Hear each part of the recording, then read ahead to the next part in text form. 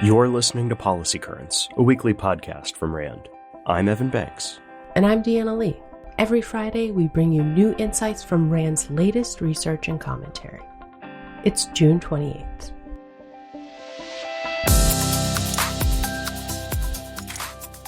Psilocybin mushrooms, also known as magic mushrooms, are the most used psychedelic drug in the United States. That's according to a new RAND study, which included a survey on Americans' use of a variety of substances. About 12% of respondents said that they used psilocybin at some point over their lives, and 3.1% reported that they had used it over the past year. With an estimated 8 million American adults using psilocybin in 2023, its popularity has outpaced that of other psychedelic drugs such as MDMA, commonly called ecstasy.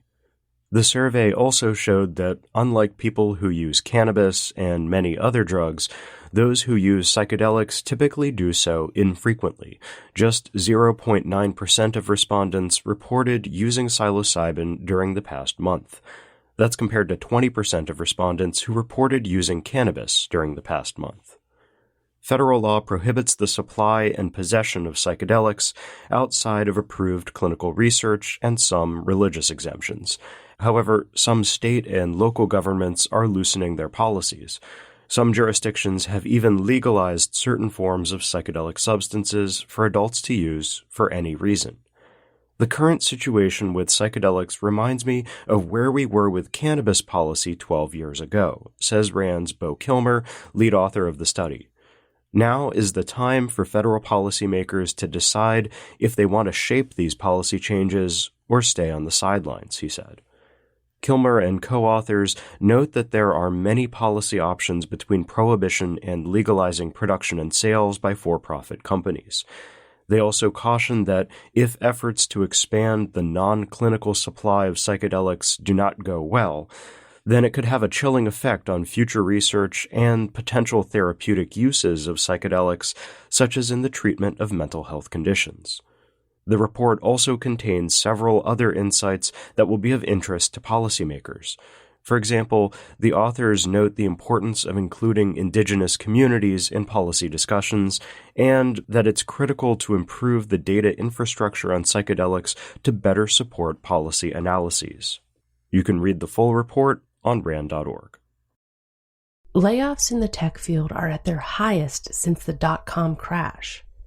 Since the start of the year, more than 50,000 positions have been slashed at over 200 companies. Many in the tech industry are being forced to settle for pay cuts, if they can find a new gig at all.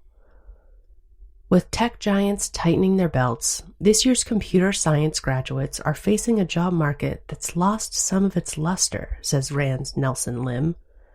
Although grads from Ivy League universities are still landing plum positions, many talented coders from solid programs, particularly from public universities, have fewer options. According to Lim, this presents an unprecedented opportunity for the federal government to level up its tech workforce. To capitalize on this moment, federal agencies could target a specific group, graduates from excellent computer science programs at non-elite universities.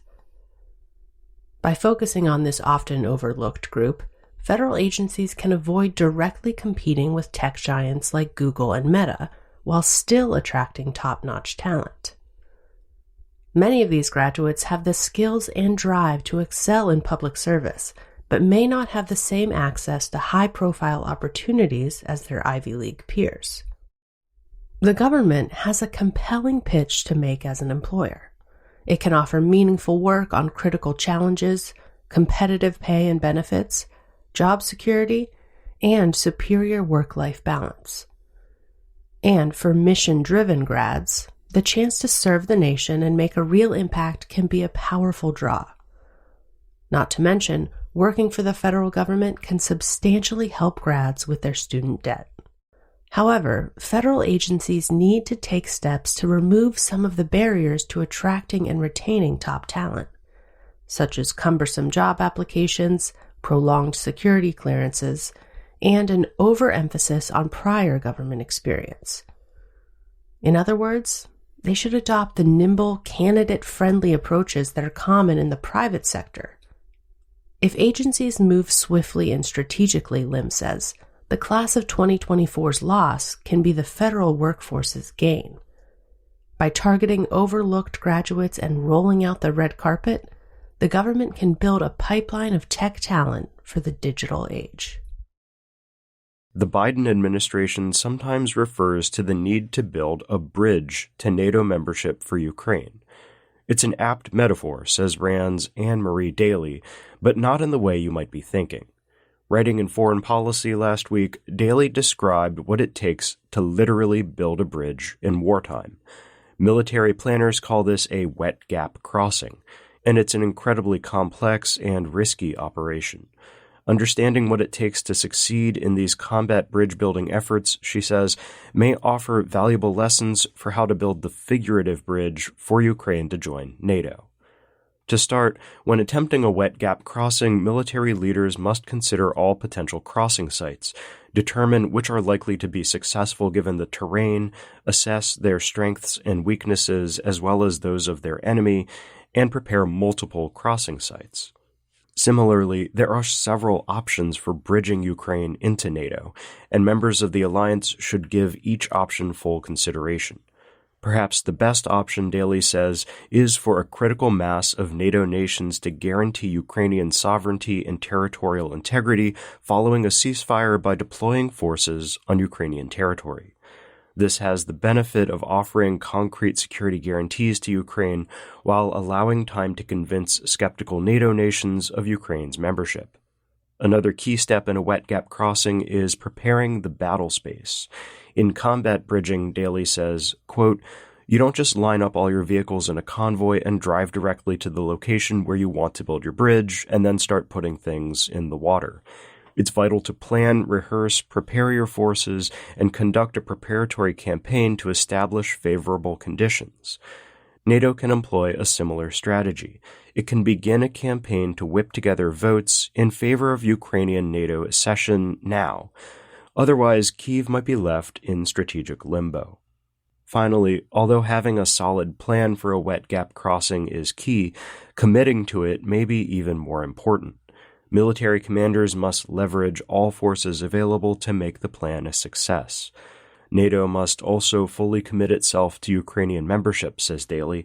Anything less is likely to lead to failure. Quote, "If NATO nations are truly serious about bringing Ukraine into NATO, then creating a bridge to NATO cannot just be a clever diplomatic metaphor." Sticking with NATO, since Russia launched its full-scale invasion of Ukraine, the alliance has been focusing on expansion and bolstering its defenses. These priorities are important, but they may be overshadowing equally vital issues such as climate change, according to RAND Europe experts. Recent research has suggested that climate change is gathering speed. Leading climate scientists warn that current climate models significantly underestimate the pace of global warming. If this is the case, then NATO's slowness to adapt could result in the alliance being inadequately prepared to operate in a more extreme and volatile climate. Extreme weather, in fact, has already impacted force readiness and military infrastructure. For example, flooding has halted activity at U.S. bases, and the UK's armored vehicles have been prone to overheating in Afghanistan. Climate change is also a war-fighting problem. RAND research shows that militaries will need to operate in more extreme environmental conditions and have the specialist training, doctrine, and equipment to enable them to do so more effectively than their adversaries. For these and other reasons, our experts say NATO needs to reorient its thinking and act quickly. Further, the alliance needs to look at climate change as more than just a preparedness problem. Climate considerations should be baked into strategic direction, force structure planning, and capability design in ways that turn the risks into opportunities. Enhancing military contributions to society-wide efforts to mitigate climate emissions and their effects may also make sense. For example, green technology can reduce the logistics burden typically associated with fossil fuels. In fact, decentralized use of solar panels has already helped Ukraine withstand Russian attacks on energy infrastructure. Finally, RAND research shows that NATO could weave climate adaptation into its future force planning, capability design, and technology development. This might include developing equipment to help soldiers operate in hotter and more humid conditions, or rethinking military doctrine, training, and exercises for success in harsher environments. Quote, a NATO that more deliberately incorporates climate change into its as-usual planning would stand a good chance of maintaining its capability edge in the future.